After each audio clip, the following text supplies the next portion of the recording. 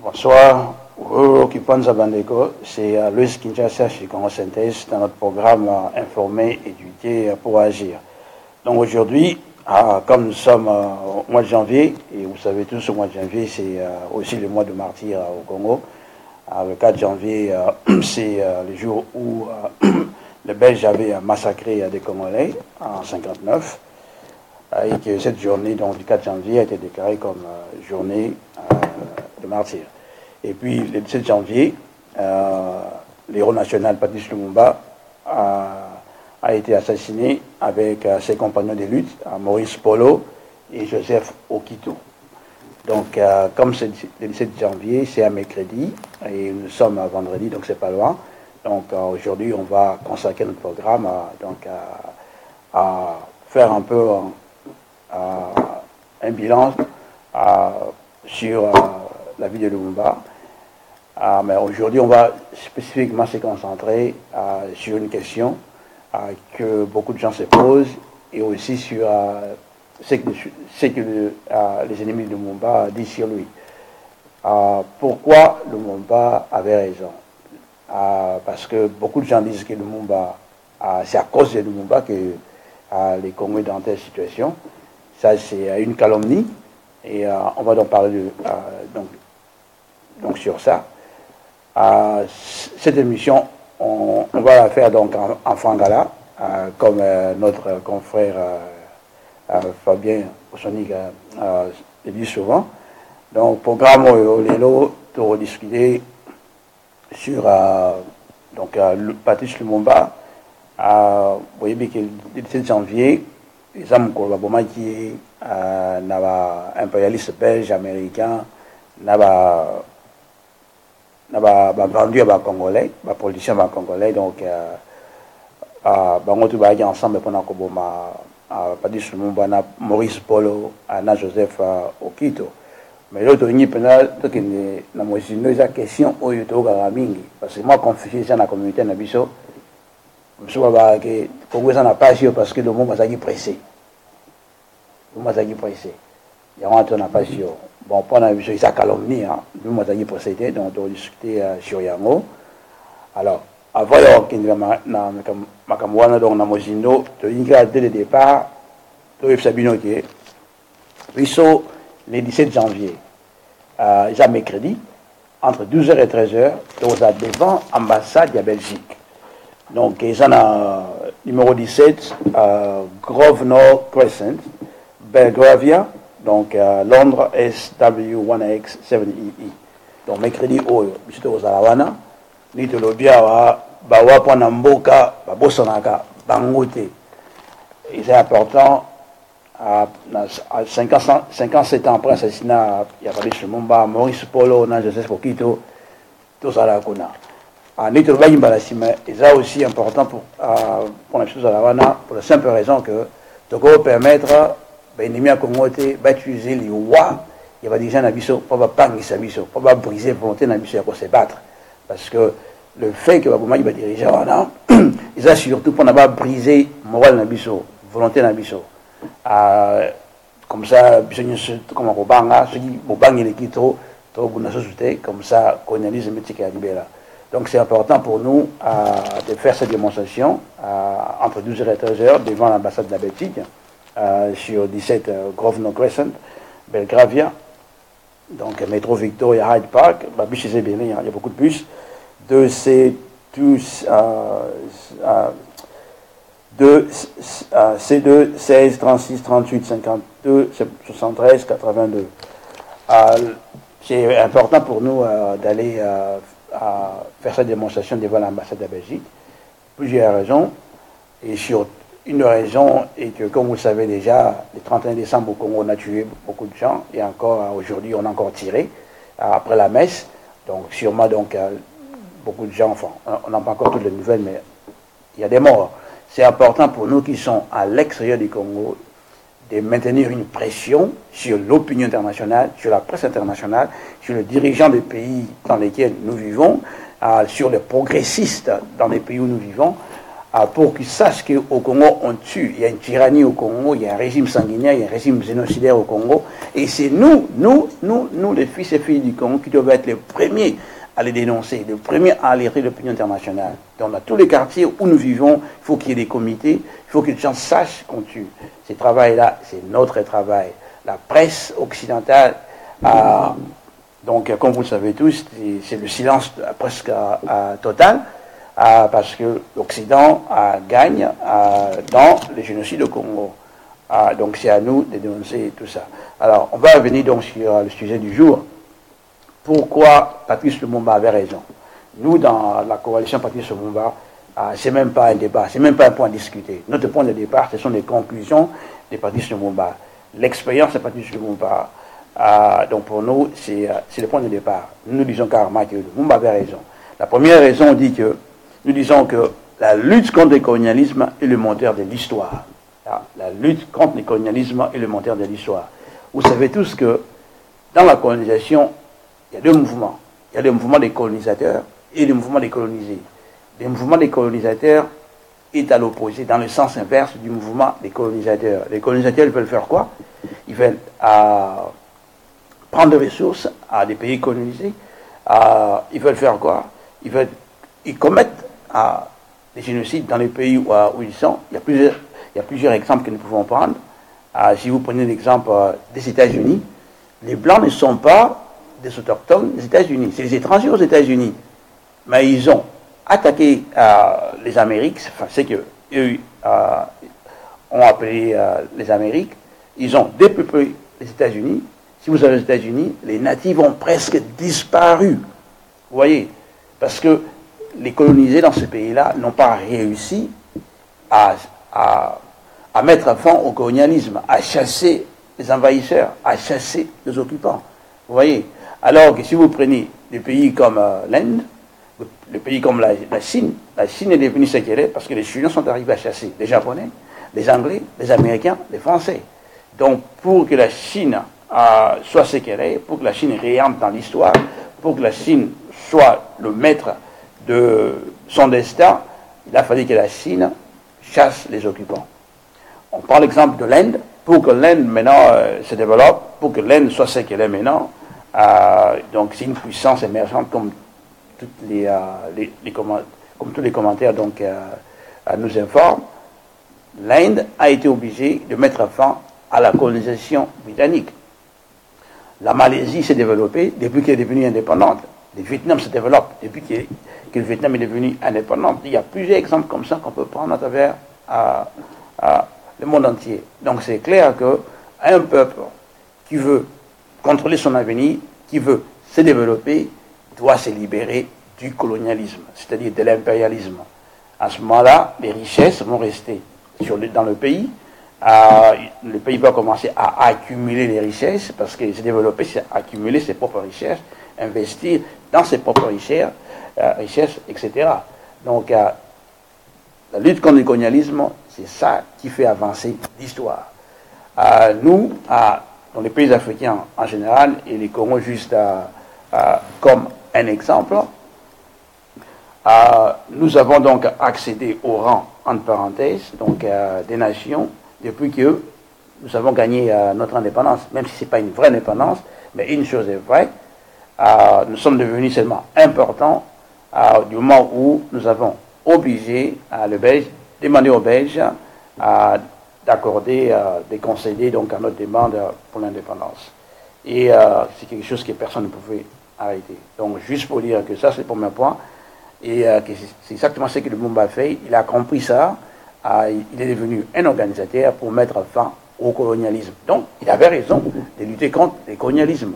Comme j'ai dit tout à l'heure, le colonialisme c'est le moteur de l'histoire, c'est ce qui fait avancer le peuple, c'est ce qui libère le peuple, c'est ce qui met fin à l'impérialisme, à la domination impérialiste.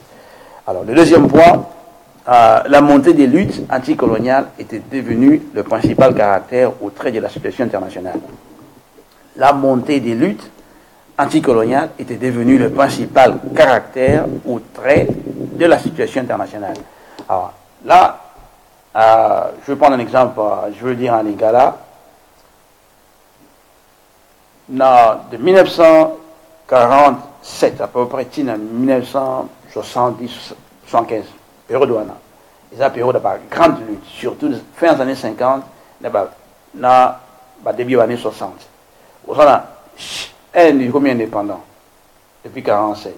Chine, révolution chinoise, 49.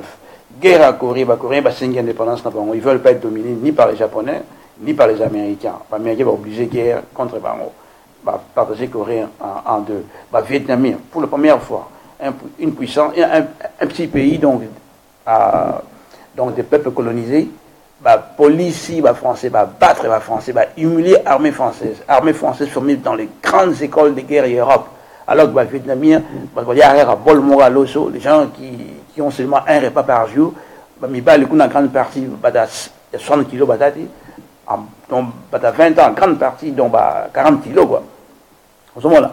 Mais battre les Français. Et n'y a mon clé, donc, juste pour dire que la victoire des Vietnamiens a choqué le monde entier. Ça a apporté donc une sorte de dynamique chez tous les colonisés. Algériens, ils ont commencé à se battre contre les Français dans la guerre pour l'indépendance de l'Algérie. Vous allez donc dans le pays au Kenya, il y a aussi une lutte armée contre les Britanniques. En fait, ce sont les Africains au Kenya qui ont créé l'espace nécessaire pour que Kwame Nkrumah obtienne l'indépendance du Ghana, pour que le Kwame Nkrumah force les Anglais à concéder l'indépendance. Parce que les Anglais devaient faire un choix. Soit ils se battent militairement contre le Ghana et contre le Kenya, donc au même moment. Donc c'était trop pour eux. Ils ont préféré concéder l'indépendance à Kwame Nkrumah au Ghana. Pourquoi? Parce que les forces africaines du Kenya étaient en train de gagner. Ils étaient en train de mettre la Grande-Bretagne sur la défensive. Donc, dans mon cours, c'est dans le monde entier en ébullition. Tous les colonisés, Télémi, na Cuba, révolution qui bénit Salami, na Iran, Iranien, donc, nationaliser la richesse na bango, premier ministre na bango, donc Mossadegh, donc, Ningisi à Banglais, parce que Banglais va dominer Iran avant Yango, canal de Suez, leader nationaliste en Égypte, comme les Nasser, a nationalisé. Donc, Ningisi France na Grande-Bretagne, parce que les bateaux ont soufflé le canal de Suez. Tu vois? Donc, qu'est-ce que le Lumumba a fait? Le Lumumba a compris cela, que le caractère de la situation internationale avait changé, que tous les peuples colonisés devaient se battre. Donc, donc c'était ce qu'on appelle des circonstances favorables.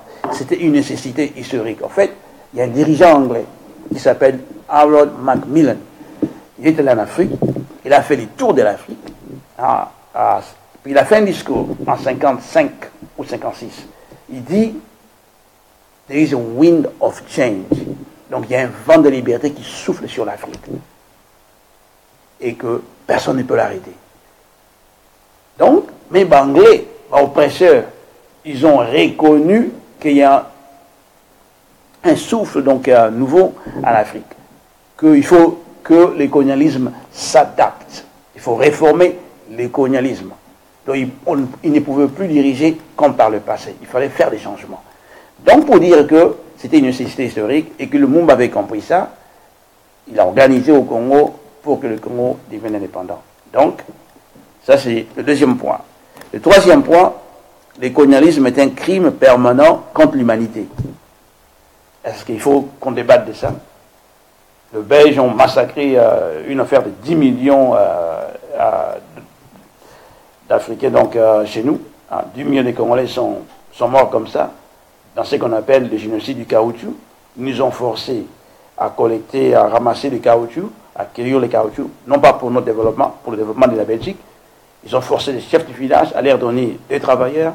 Ils ont coupé les mains de ceux qui voulaient refuser. Ils ont coupé les mains de ceux qui n'avaient pas apporté assez de caoutchouc. Donc, colonialisme, c'est un crime permanent contre l'humanité. 10 millions de morts dans le Congo entre 1898 et 1908. Donc, c'est un testament. Il fallait tous avoir un monument dans le Congo, dans le quartier, tout dédié à la victime, il y a violence coloniale, il fallait enseigner dans l'école, tout, dans l'école primaire, voire même maternelle, dans l'université. Il fallait bus dans la Belge, donc tribunal d'État pour n'importe. Donc, alors, ce colonialisme, c'est un crime contre l'humanité. Au lieu de Massaïni. C'est la sous. Belge, il y a 10 millions. Et là, tu parlais dans le Congo, dans le programme de mission, les Américains, les Anglais, les Allemands, tous les Européens, parce que dans les États-Unis, tous les Européens sont ensemble, hein, ils sont tous blancs là-bas. Ils ne sont pas là comme Anglais ou Américains ou Allemands, ils sont là comme les blancs, comme occidentaux. Crime permanent contre l'humanité des États-Unis. Mon Colombo Gazarate. Mon Colombo Gazarate des États-Unis. Ils les ont massacrés. Enfin, c'est la même idée. Pareil dans le Canada. Pareil dans le Brésil. Même des deux sur la voiture, les deux dans le Brésil. On massacre les Colombo Gazarate autochtones dans Zamba. On les massacre. Qui mis la ville là-bas, il faut se réfugier dans la forêt. Donc, c'est un crime contre l'humanité. Il y a une conférence en 2001 à Durban, en Afrique du Sud, et le pays qui est esclavage, c'est un colonialisme, c'est un crime contre l'humanité. Donc, condamner le monde, comme le monde, c'est trop pressé, et nous, le colonialisme, c'est un crime contre l'humanité. Non, c'est un crime contre l'humanité. Donc, ça aussi est notre point pour dire que le monde avait raison, et on ne sait pas pour l'indépendance immédiate.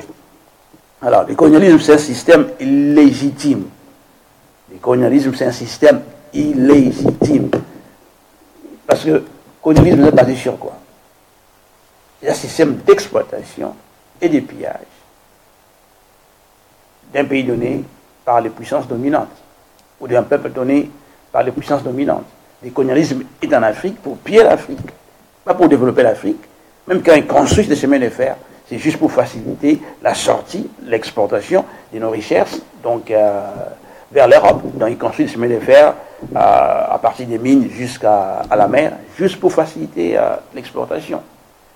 Et que le gouvernement a créé à base du colonialisme, c'est un gouvernement qui doit forcément être violent. Parce que les pillages des matières premières chez nous, ça se fait contre notre volonté. C'est eux qui fixent les prix des matières premières, etc. Donc personne ne peut aller dans un supermarché ici en Angleterre et dire qu'il prend son sac et il va fixer des prix des produits dans le supermarché. On va lui prendre pour un fou. Donc, colonialisme, c'est ça illégitime. Donc, vous m'avez raison, il y a aussi un gouvernement où il est légitime. Donc, pas un gouvernement est légitime, fait ça le gouvernement anticolonial. Si le gouvernement n'est pas un gouvernement anticolonial, il ne peut pas être légitime. Donc, la légitimité, parce qu'on a dit que pour l'instant, on parle de discussion, on débat sur le fait que Kabila refuse d'organiser les élections. Mais le problème de fond, c'est que même si après des élections, le fait que le Congo, c'est une colonie, c'est-à-dire l'économie congolaise n'a pas été créée, n'est pas maintenue, n'existe pas pour nous nourrir, pour nous vêtir, pour nous loger, mais plutôt pour nourrir, vêtir, loger les étrangers, les impérialistes et tout, c'est une économie illégitime. Donc, tout système politique lié à ça, c'est aussi un système illégitime. Oui, donc ça c'est important. Donc le Mumba voulait mettre fin à ça. Donc il avait raison. L'entrée en scène des masses congolaises a changé la donne. Vous savez, le Mumba et les autres...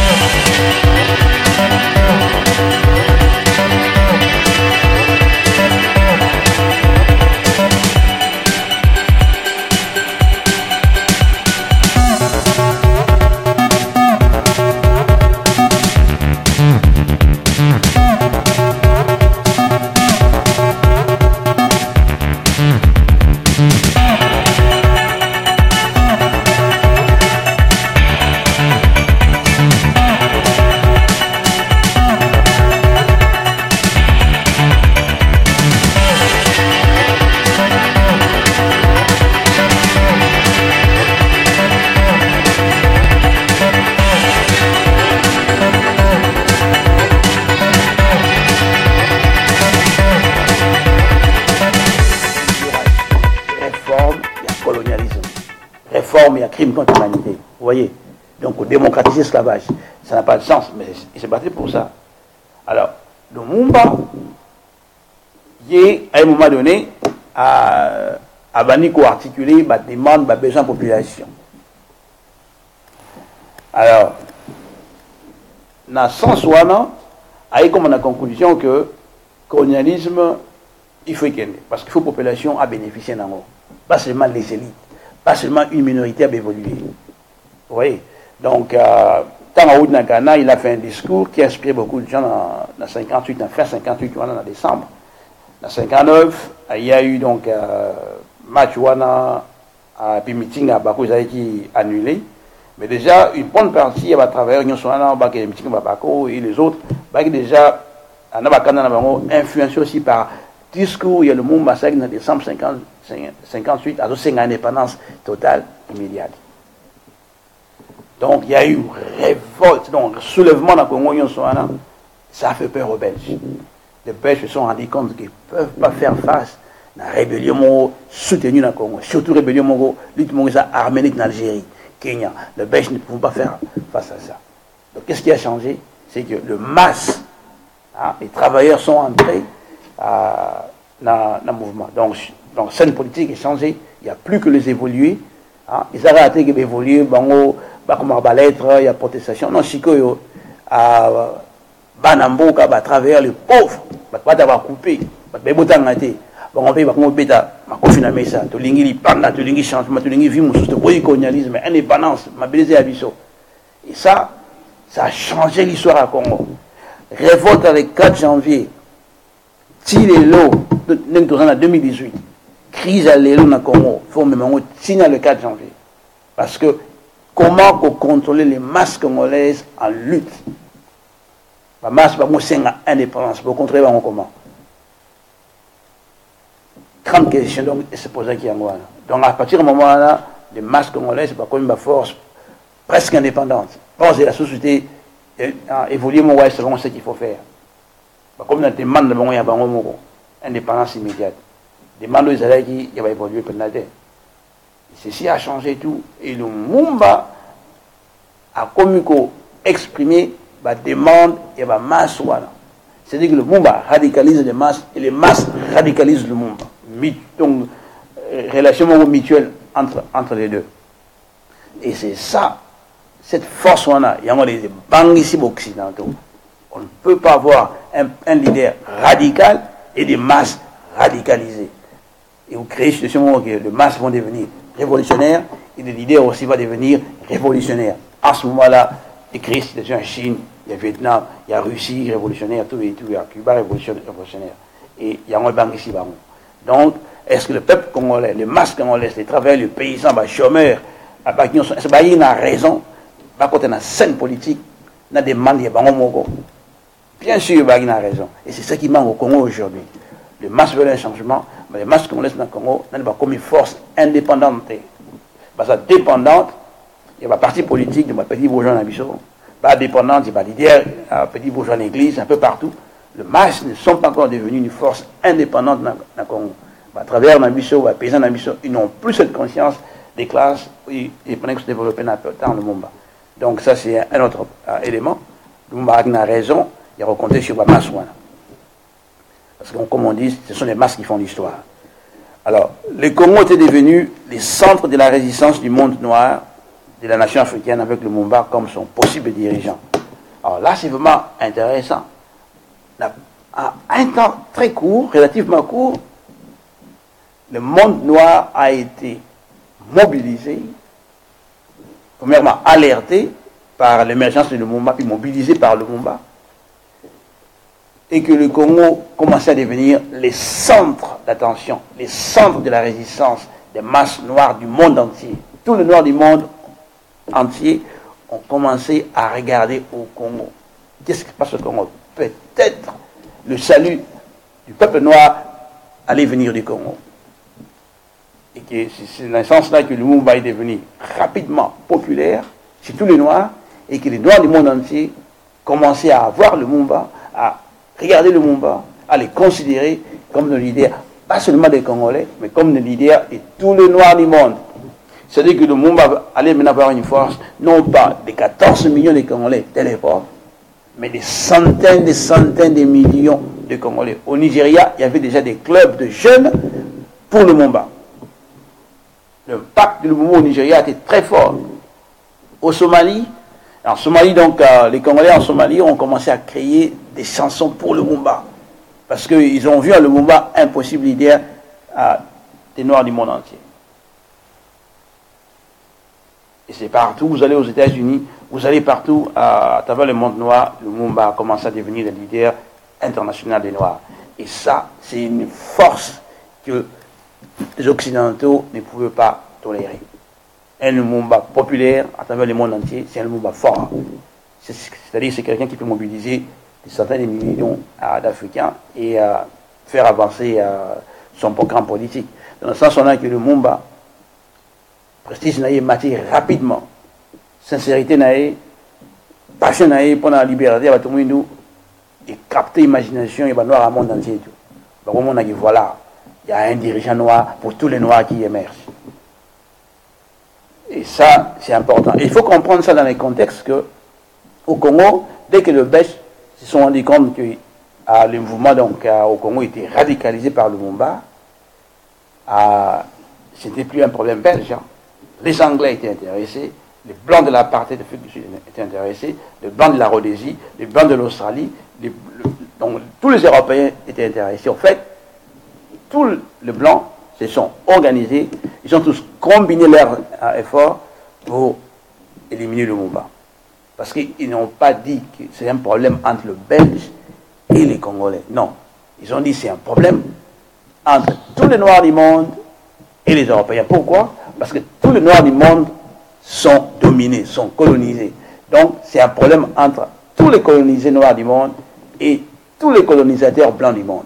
Parce que s'ils perdent le Congo, ils vont perdre tout. Et surtout avec un dirigeant qui a le soutien des masses, pas seulement au Congo, mais à travers le monde entier.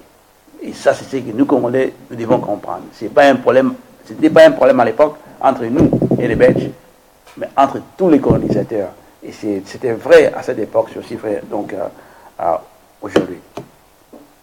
Et les États-Unis étaient donc à l'époque, étaient devenus les dirigeants du monde occidental. À la question qu'on devait nous poser, qui étaient les dirigeants du monde noir en 1960? Il y avait Kwame Nkrumah.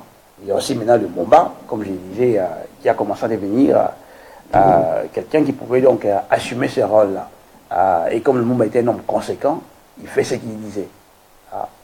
Donc ça c'est important. Alors, la possibilité de commencer l'unité africaine entre le Ghana et le Congo. Vous savez tous qu'au mois d'août, le Mumba a signé un traité, donc un accord d'union entre le Congo et le Ghana. Et la capitale allait être à Kinshasa. Le Ghana allait sortir de Commonwealth Et ils allaient donc avoir une monnaie commune, unique. Alors vous imaginez l'union entre le Congo et le Ghana, après 57 ans. Ça allait devenir le moteur de l'unité africaine, parce que quand même, comment c'était un leader authentique, un leader sérieux, conséquent, comme Lumumba. Et les Occidentaux ont vu ça, ils ont compris ça. Mais il fallait par tous les moyens briser cet élan d'unité entre le Ghana et le Congo. Il y a un livre que Kwame Nkrumah, je ne sais pas si c'est Kwame Nkrumah qui l'a écrit, mais c'est publié par les éditions PANAF sur Lumumba. Donc il y a une copie de cette lettre-là. Et c'est comme autour de Lumumba, il y avait beaucoup d'espions, à commencer par Mobutu et Ndaka, donc les Occidentaux étaient au courant de ça. Donc ceci explique aussi les coups d'État contre Lumumba. Alors, la petite bourgeoisie africaine est une classe antipatriotique, une classe d'émission nationale. Alors, Lumumba avait raison de demander l'indépendance immédiate, mais le problème est que si on veut être indépendant, il faut avoir une classe patriotique qui veut l'indépendance. Une vraie indépendance. On ne parle pas de l'indépendance sur papier, là, non, une vraie indépendance. Vous voyez? Donc, pour vous être indépendant solo, il faut une classe moro-politique. Il y a une indépendance. Ce n'est pas un problème individuel, c'est un problème social. Il faut qu'il y ait une classe sociale, un corps social. Hein? Donc, au niveau leadership, ils ont préparé et se battre pour l'indépendance jusqu'au bout. Tinasuka. Or, jusqu'avant l'indépendance, c'était clair que il y avait des gens comme Iléo, Kalonji, il y avait des gens comme Kassavou, c'est une indépendance. Mais indépendance, ce n'était pas la même indépendance au Lumumba. Depuis que le masse des travailleurs, des paysans, des pauvres sont entrés donc sur la scène politique, contenu l'indépendance est changé. Le Lumumba, comme a indépendance, comme satisfaction, il y a besoin, il y a pauvres, il y a paysans, il y a travailleurs. Le Lumumba, comme a indépendance, comme autodétermination. Ce ne sont pas les Belges qui nous disent ce qu'il faut faire, mais Bissomont a décidé ce qu'ils vont faire selon nos besoins, selon notre vision. Donc, vision le Lumumba, ils ont en opposition la vision de la Belge. La Belge peut dire indépendance empoisonnée, indépendance cadeau, indépendance indirecte. Donc, les Africains sont dans le gouvernement, mais dans le gouvernement, les Belges contrôlent tout.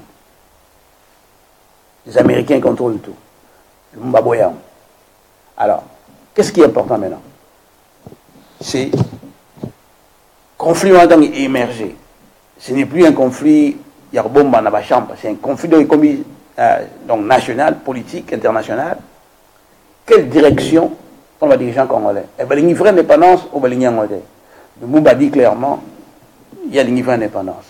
Donc c'est à ces moments décisifs que chaque dirigeant à la partie politique de Bango ou bien à partie à Lumumba, il faut se prononcer. Il faut le dire non, moi aussi je suis d'accord pour que le Congo soit réellement indépendant. Donc, ils ont la pays en autodétermination. Donc c'est à ce moment décisif qu'on regarde, qu'on juge, qu'on apprécie la position politique de chaque dirigeant. Est-ce qu'ils vont prendre la correcte décision, c'est-à-dire à soutenir la décision de Lumumba pour que le Congo soit réellement indépendant? Une vraie indépendance, comme la Russie, comme la Chine, comme d'autres pays comme ça, qui contrôlent leurs matières premières, qui contrôlent les gouvernements, qui ont un programme de développement industriel, etc., etc. Alors, à ces moments décisifs, la quasi-totalité des dirigeants congolais, des évolués congolais, la quasi-totalité, parce que tous les dirigeants ont tourné les dos à l'indépendance véritable, ils ont tourné les dos au futur donc, du Congo. Donc ils ont eu un choix à faire. Soutenir le Lumumba, c'est-à-dire soutenir une vraie indépendance ou soutenir l'indépendance empoisonnée, indépendance indirecte, c'est-à-dire soutenir l'Occident. Ils ont choisi les camps de l'Occident, les pouvoirs occidentaux, les pouvoirs des Blancs. Alors que nous, les Noirs, nous devons créer encore notre pouvoir. Donc ils ont pris une décision contre la nécessité de créer un pouvoir noir, un pouvoir des Noirs. Et c'est ça qui est important. Au moment décisif, Mobutu a choisi quel camp? Les camps de l'Occident. Au moment décisif, Kassavou a choisi quel camp? Les camps de l'Occident. Au moment décisif, Kalonji a choisi quel camp? Les camps de l'Occident. Au moment décisif, Bolikamo a choisi quel camp? Les camps de l'Occident. Au moment décisif, au tournant de l'histoire, Tchombe a choisi quel camp?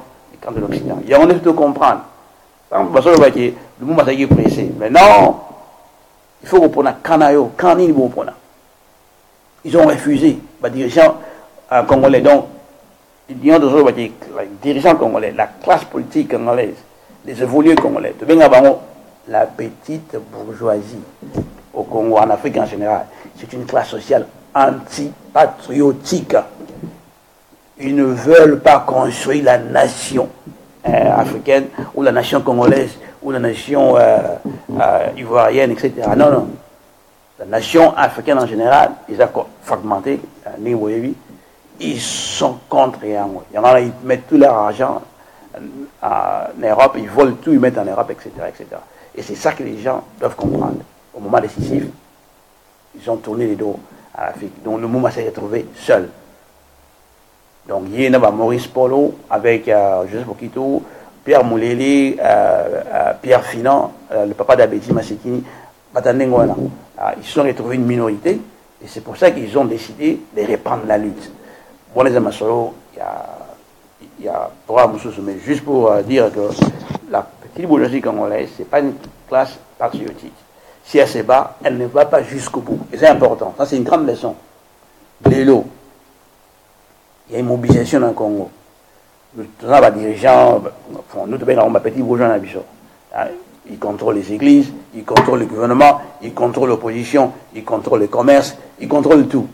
Mais cette classe-là ne peut pas se battre pour l'indépendance du Congo jusqu'au bout. Jusqu'au bout. Ils ne peuvent pas. Des fois, ils peuvent se battre, mais pas jusqu'au bout. Et au moment décisif, ils vont tourner les doigts à la population. Ils ne veulent pas faire ce qu'on appelle le suicide des classes.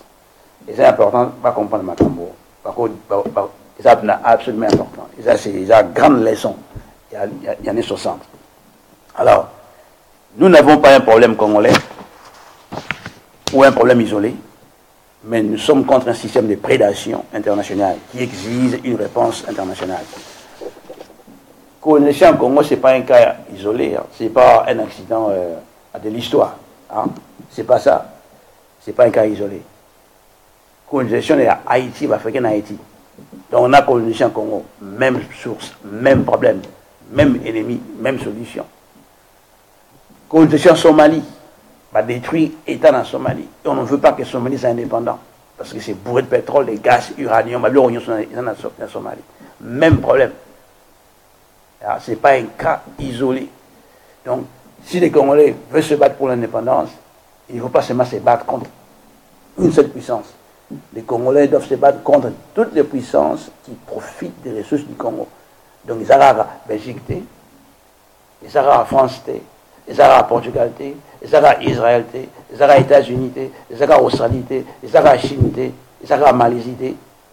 Toutes les puissances qui ont des intérêts au Congo, qui dépendent du Congo, vont prendre position contre la révolution au Congo, contre l'indépendance véritable, une vraie indépendance. Ils sont contre ça. Donc, les Congo, l'Afrique en général, ils ont l'esclavage, il y a Seko. C'est ce qu'il faut comprendre. Le silence des médias occidentaux, quand Kabila tue chez nous. Pourquoi? Parce qu'ils comprennent qu'ils dépendent. Ils ont une relation parasitaire avec le Congo. Ils le savent. Donc, ce n'est pas dans leur intérêt de combattre le massacre dans le Congo. Ils le font seulement s'ils sont obligés de le faire. Et c'est notre tâche, nous les Congolais, de les trancher. Exposer tous les massacres au Congo. Pour forcer ceux qui se considèrent comme progressistes. Pour forcer les gouvernements qui prétendent être pour la démocratie à se prononcer. Vous voyez, pour que ceci devienne donc des éléments de discussion au quotidien donc, des gens dans les pays où nous vivons. Donc, bref, cas Congo, ce n'est pas un cas isolé. C'est pour ça que Lumumba avait dit les Congolais ne seront jamais seuls dans leur lutte pour l'indépendance. Il y a des Africains, il y a des peuples d'Asie et d'autres. Donc c'est à nous de développer une stratégie de solidarité pour la lutte dans le Congo. C'est à nous de le faire. Donc c'est une nécessité aussi historique.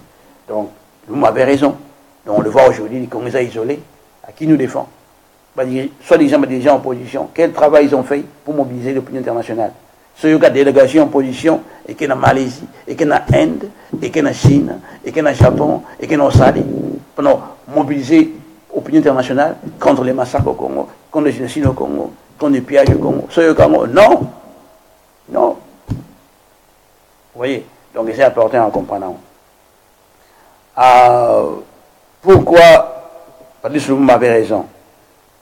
Pour la simple raison que le futur ne dépend pas de ce que font les petits bourgeois africains, mais les masses africaines organisées dans une organisation révolutionnaire.